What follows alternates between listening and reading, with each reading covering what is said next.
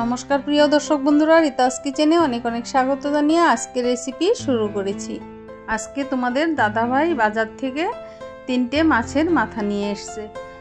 একদম পরিষ্কারভাবে লেবু জল দিয়ে ধুয়ে এবারে নুন হলুদ মাখিয়ে নিচ্ছি। কড়াই বসিয়ে দিলাম, দিয়ে দিচ্ছি সাদা তেল 3 টেবিল স্পুন।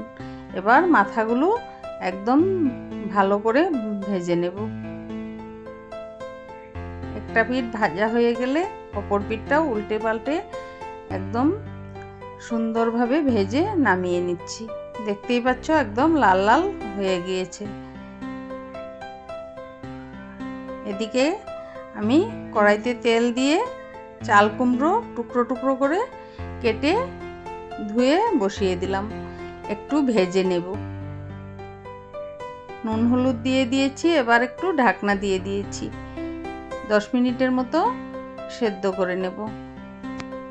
তারপর একটু নেড়েচেড়ে ভেজে নামিয়ে নিয়েছি। এবার ফোড়নে দিচ্ছি তেজপাতা, গোটা জিরে, 2-3টে গোটা গরম মশলা দিয়ে দিয়েছি। এবারে দিয়ে দিচ্ছি পেঁয়াজ কুচি।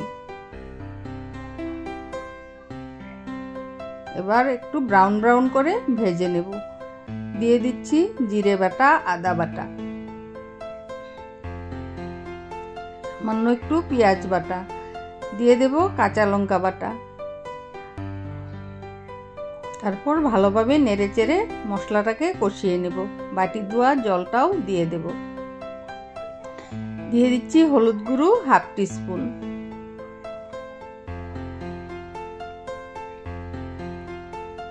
দিয়ে দিচ্ছি স্বাদ মতো নুন।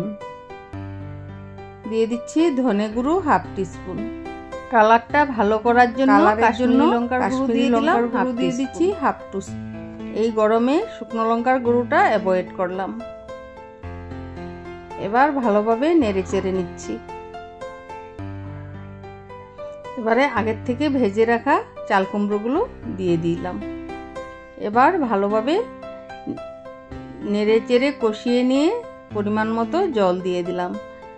একদম অল্প করেই জল দিয়েছি। কুমড়োগুলো একদম সেদ্ধ তুলতুলে হয়ে গিয়েছে। এবার একটু ফুটিয়ে নিলেই হয়ে যাবে কুমড়ো দিয়ে মাছের মাথা দিয়ে ছক্কা।